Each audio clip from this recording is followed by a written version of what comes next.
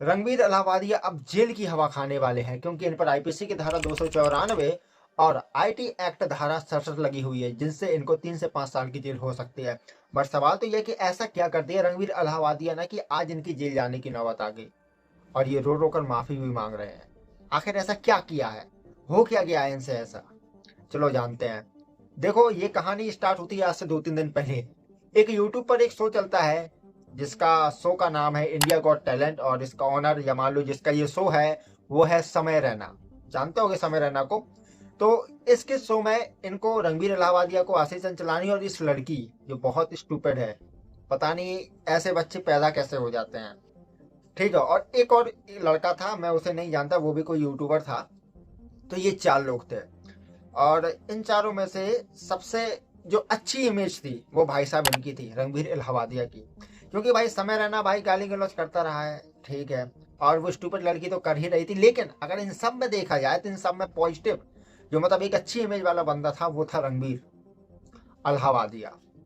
But जिसको हम लोग अच्छा समझ रहे थे, जो अच्छा है, जो लोगों के सामने अच्छा बनने की एक्टिंग कर रहा है या एक्ट कर रहा है, वो इतना गिरा है कि इन सब लोगों से भी ज्यादा गिरा है।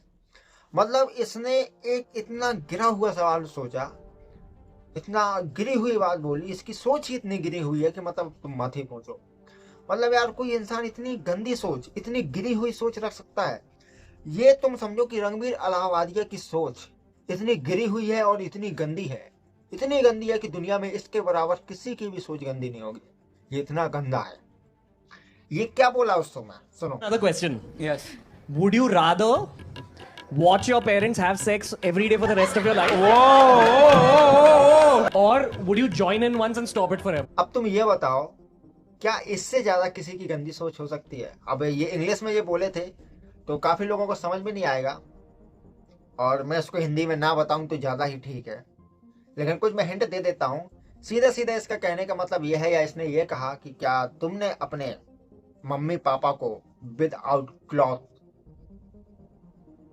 समझो XYZ या कुछ भी करते हुए देखा है, और क्या तुम उसको ज्वाइन करना चाहोगे? या तुम यह भी कह सकते हो कि उसका कहने का मतलब यह था कि बिना कपड़ों के तुम अपने मम्मी पापा को या उनके साथ सो सकते हो, मतलब ये। और दूसरा, ये वाला क्लिप देखो। रणवीर भाई का चूसना है। तो आप कौन सी पोजीशन में चूसेंगे? Not interested 2 crore in cash. right now. 2 crore 2 crore दे रहे हैं कुछ चुसवाने के। क्या चुसवाने की, अब तुम खुद समझदार हो।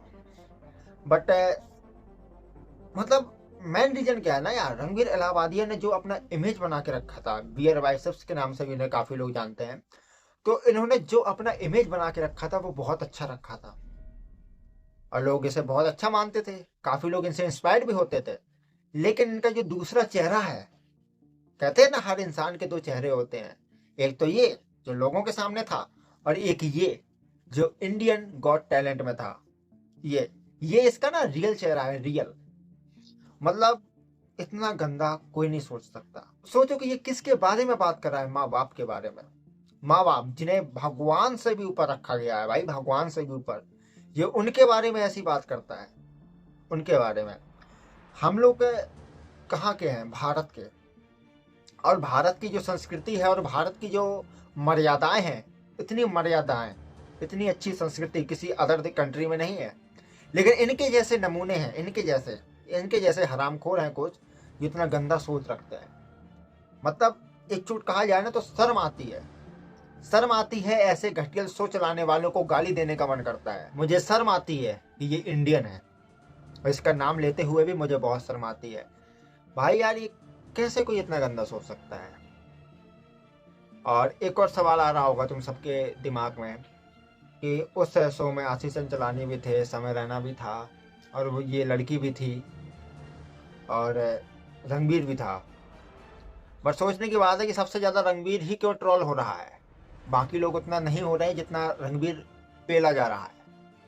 तो इसका पता है एक रीज़न है, यह है कि इसका जो चेहरा था ना, मैंने बताया, इसका चेहरा लोगों के सामने बहुत अच्छा था, लेकिन ये उससे भी ज़्यादा कुत्ता निकला, ये बहुत हरामखोर निकला। ये गिरगिट से भी फास्ट रंग बदलने वाला है।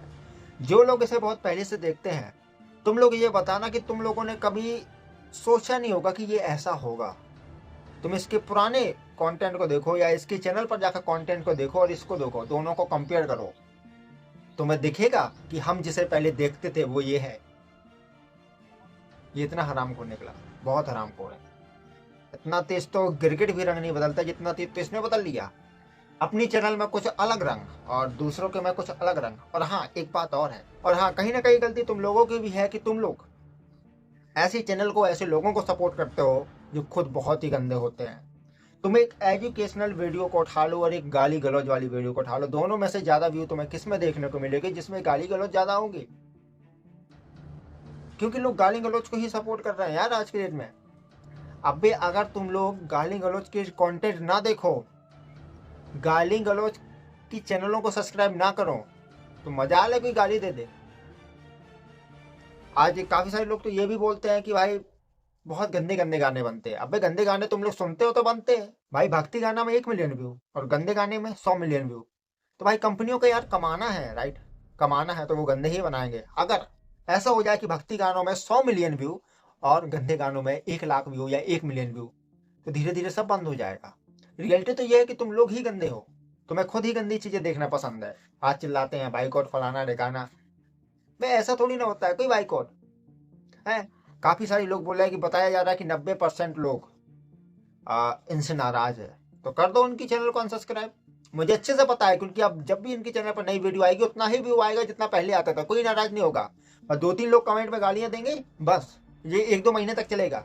5-6 महीने हो गए ना, कोई सब वैसा का वैसा हो जाएगा, क्योंकि ये रियलिटी है। किसी को मतलब नहीं है कि कोई किसी के बारे में क्या कहता है और सॉरी और आके माफी मांगते हैं। तुम ये बताओ, बुरा मत मानना, तुम्हारी बहन या माँ को कोई गाली दे दे या कुछ ऐसी एक्टिविटी कर दे, सेक्सुअल एक्टिविटी कर दे या कुछ ऐसी कुछ गंदी गंदी चीजें कर दे अश्लीलता वाली, और वो तुम्हारे सामने करे और तुमसे वो कहेगा सॉरी, तुम उसे कहोगे ठीक है भाई जाओ। मतलब यार तुम कोई भी बड़ा काम कर दो, तुम किसी को मार दो, बोल दो सॉरी, हो गया। ये आज जो गलती की है ना रणवीर अलाहाबादिया ने, ये बहुत बड़ी गलती है। ये कोई छोटी मोटी गलती थोड़ी ना है। मतलब यार लोगों ने तुमको क्या बनाया, तुमको इनसे लोग इंस्पायर्ड होते हैं और आप बिगाड़ रहे हैं लोगों को। तो ये तो गलत था। हाँ गलत था, ये आज के नए यूथ को बिगाड़ रहे हैं। वैसे ही दोस्त बिगाड़ रहे हैं, ऊपर से ये और बिगाड़ रहे हैं, ये तो ठीक नहीं है। बिल्कुल हाँ, बिल्कुल गलत हुआ है। और हाँ, कहीं ना कहीं ये इंडिया गॉट टैलेंट जो शो चला रहे हैं, इनके बारे में सुनो। समय रैना हो, चाहे ये हो, चाहे वो लड़की हो, ये तीनों आराम से बताते हैं, अच्छे से बताते हैं कि हमारे माँ बाप ने हमें कैसे संस्कार दिए। मुझे तो रणवीर अलाहाबादिया की जो उन्होंने बात बोली थी वो सुनकर ये लगता है कि कभी इनने अपनी मम्मी पापा को फिजिकल एक्टिविटी करते हुए देखा है, तभी तो इतना गंदा चीज आ गया। मतलब यार उसकी जगह मैं होता या कोई भी ऐसा लड़का हो जो दिन भर गाली देता हो वो होता, तो भाई वो ऐसी कुछ पूछता ही नहीं यार। ऐसा सवाल, ये कोई सवाल है? ये कोई क्वेश्चन है? ये कोई पूछता है? इतनी गिरी हुई सोच है किसी की? है, इस बंदे की है। इसको अवार्ड देना चाहिए था। मैं तो कहता हूं इसे एक और अवार्ड दो। पता है किसका? इसकी जो सोच है वर्ल्ड में सबसे गिरी हुई है। वर्ल्ड में सबसे गिरी हुई सोच किसकी है? तो वो बंदा ये है। इसको इसका अवार्ड देना चाहिए। और जो अवार्ड दिया था ये शायद उसके लायक नहीं था। जो हमारे पीएम जी ने अवार्ड दिया था ये शायद उसके काबिल नहीं था। बट हाँ, अगर तुम चाहते हो कि आगे चल के कोई ऐसे कंटेंट ना बनाए, आगे चल के कोई इस प्रकार की गलती ना करे, तो इसे सजा देनी ही पड़ेगी। और वैसे तुम्हारा क्या ओपिनियन है इसके बारे में, तुम जरूर बताओ।